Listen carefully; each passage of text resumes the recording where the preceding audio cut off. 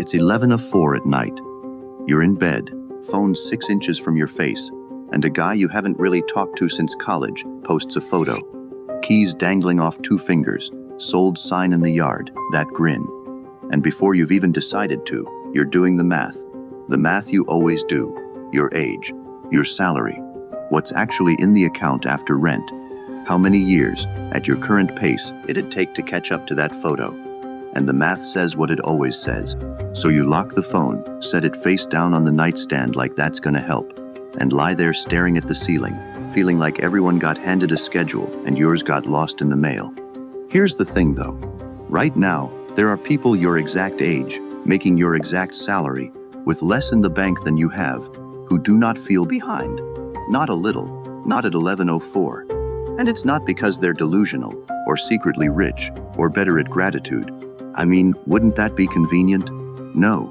It's because they looked at that same photo and saw something you didn't. They saw a price tag, and they know something about that price tag that you don't. So you grind. Longer hours, a side thing. One more certification. Because if the gap is real, the fix is obvious, right? Go faster, close it. And in all that grinding, nobody ever stops to ask the one question that actually runs this whole thing. Who set the schedule you're behind on, and when? Because the internet's got an answer ready. And look, it's a trap. Comparison is the thief of joy. Stop comparing, create your own timeline. Feels kind, doesn't it? Feels like permission, but watch what it's actually doing. It takes a structural fact that the milestones got repriced out from under you and hands it back to you as a feelings problem. Just, compare less. Which means when you still feel behind at 2 a.m., now that's your fault too. You couldn't hit the timeline, and you can't even stop caring about it. Congratulations, 2 failures, 1 low price. So here's what we're actually doing instead. First, the timeline in your head has a copyright date, an actual window when it got written. We're gonna find it, and once you see it, you can't unsee it. Second, 2, maybe 3 of the milestones you're chasing still deserve everything you've got. The rest, decoration. By the end, you'll know exactly how to tell them apart, and it's a move you could finish by Friday. Start here. Every milestone you're chasing has a price tag, and that price got set in a specific economy. Take own a home by 30. That was never some law of adulthood carved into a mountain. It was a deal, a particular relationship between what a year of your work was worth and what a house cost.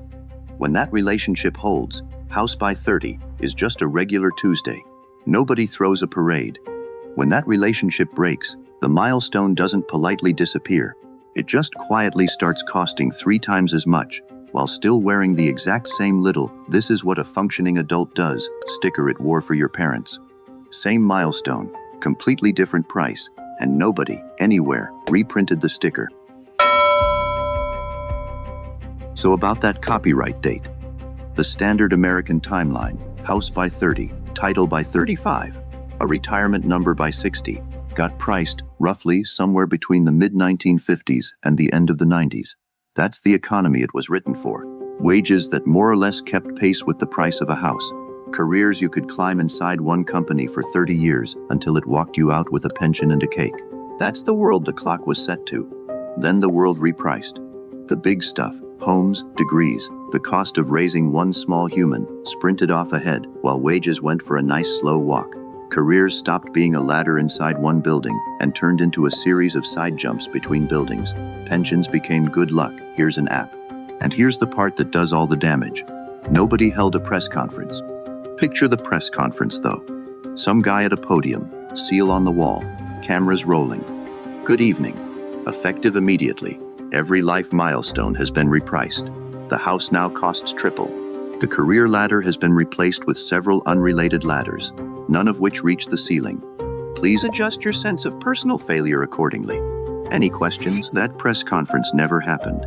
There was no memo. The economy changed, and the clock on the wall did not. It's still ticking out a schedule from 1985, and you're standing under it in 2026 wondering why you're somehow always late.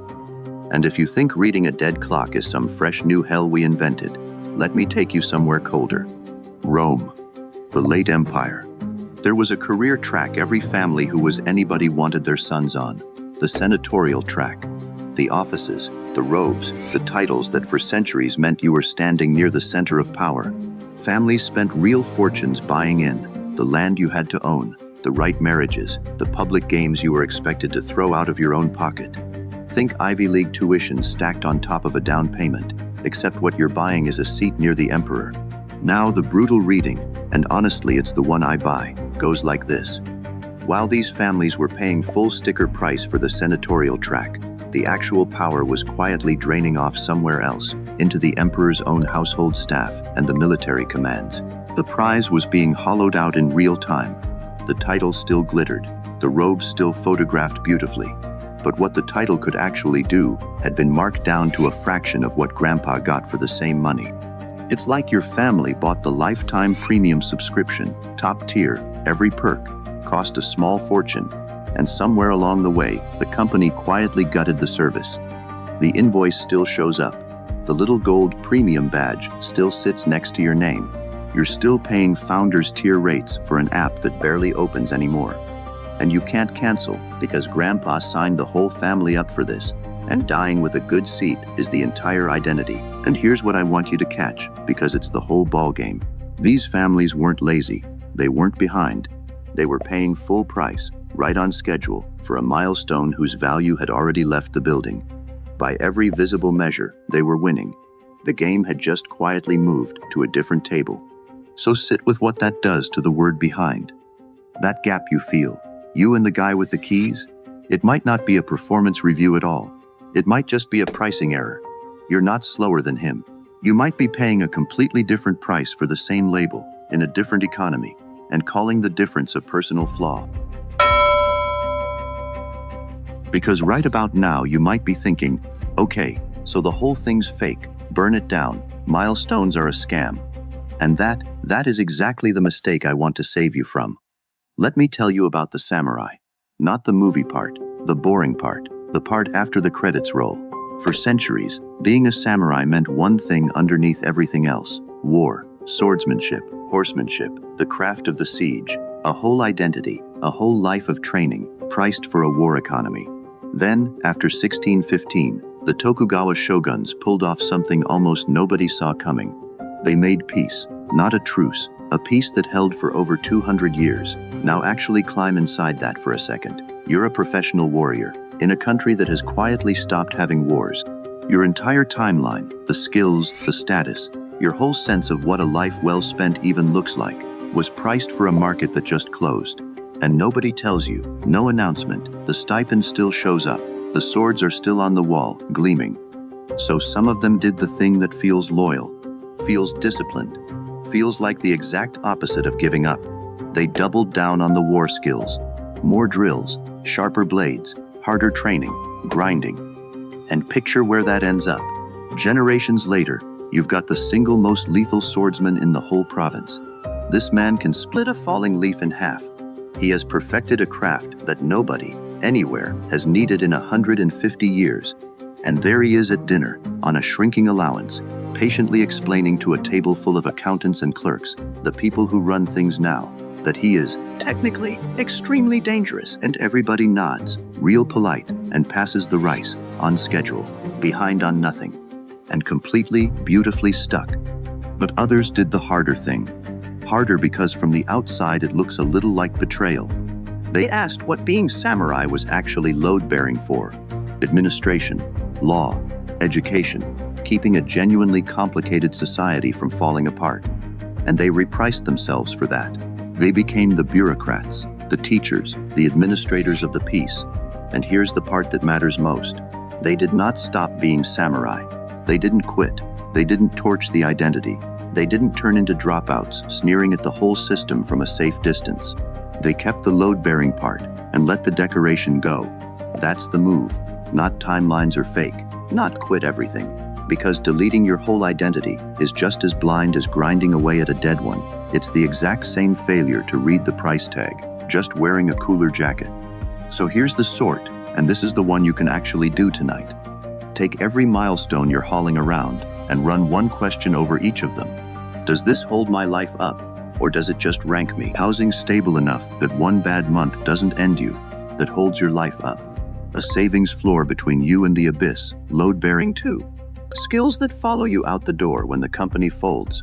Those walk out with you, which is more than you can say for your badge, your parking spot, or the title on your email signature. That's pile 1.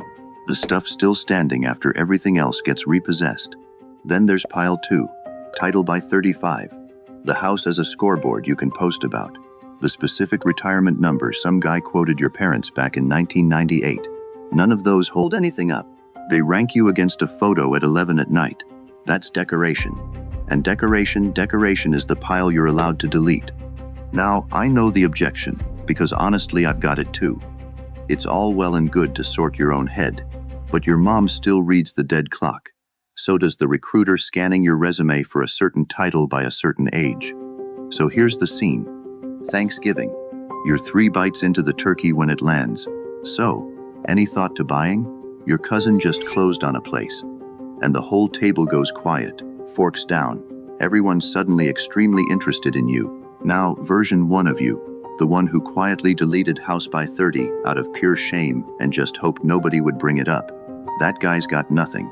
He takes the hit, mumbles something about the market, reaches for the stuffing. No defense, because he never actually decided anything. He just flinched and looked away. But version 2 of you did the sort on purpose. So you can look up and say, yeah, buying where I am right now would be buying a scoreboard I can't afford. What I'm actually building is a cushion, so one bad month doesn't wreck me, and skills that don't vanish if my company does. And I'm dead serious about those. Your mom might not love it, she might still bring up your cousin, but you didn't flinch, and she can feel the difference between a kid who gave up and a kid who did the math. That's the whole gap between quitting and repricing. One of them can look your mother in the eye and explain itself. One more. This one's short, because it's the one that should put a little ice in your stomach. Britain, the 1940s and 50s. There was a whole class of men trained and examined for the Imperial Civil Service, a career ladder that literally ran the administration of an empire. Prestigious, brutally selective, a clear timeline, rung by rung, decades long. And these men did everything right, passed the exams, took the posts, started the climb. And then, mid-career, decolonization took the ladder apart while they were standing on it. Not before they started, while they were halfway up. The rungs above them just stopped existing, in real time. Picture reaching up for the next rung in the dark, and your hand closes on nothing. That's the closest mirror to the fear sitting underneath all of this, isn't it? It was never really that you'll never reach the milestone. It's that you could be on schedule, doing everything right, promoted precisely on time, and the schedule itself can die under your feet. Being on time and being safe were never the same thing. They just felt like it. Which flips the whole picture. Being on schedule was never the safe position. Reading the pricing is. The person who can see which economy set the price is safer than the person who's merely on time, because when the clock dies, and clocks always eventually die, only one of them even notices. So let me just say it plainly. The thing this whole video is for. You are not behind in life. There's no schedule you fell off of. The schedule died, quietly, years ago, without telling you. And that feeling you get at 11:04 with the phone in your hand, that specific cold drop in your chest, that's not a verdict on you. It's the reading on a stopped clock. You've been running late to a meeting that got canceled before you were born. So go back to that night. Same ceiling, same phone, same guy, same keys, same grin. Only this time, when the math starts up, you do one thing different. You ask one question about that house. Which pile is it in, for him and for me? Is it a floor holding an actual life up, or a scoreboard? Maybe it's both. Maybe for him it's a floor, and for you, right now, it'd be a scoreboard you can't afford yet. And knowing that difference, that's the entire game. And then tomorrow, not someday. Tomorrow, you do the Friday move. 2 lists, 1 piece of paper. On the left, the load-bearing floors, housing stability, a real savings cushion, skills that walk out the door with you. You reprice those with today's numbers, this economy's, not 1985's, and you get seriously, unfashionably ambitious about them. On the right, the decorations, the buy 35's, the scoreboard house, the numbers some guy quoted your parents, and you draw one line straight through that list, not with bitterness, with accuracy. That's it. That's the person waiting on the other side of this. Someone who can delete a milestone without a flicker of shame, because they can see exactly which economy priced it, while staying dead serious about the 2 or 3 floors that actually hold their life up, reading the pricing instead of the clock. And no, that person isn't some monk who's transcended wanting things. They still want the house. They're just done letting a sticker printed in 1985 decide whether they count as a functioning adult at 11 o'clock at night. I reprice my own floors. Say it like it's true, because it is. And if you're lying there wondering how this exact same dead clock is ticking away right now inside your actual career, how the gap between a skill and a title is just another price tag almost nobody bothers to check, well, that's the crack we pry open next.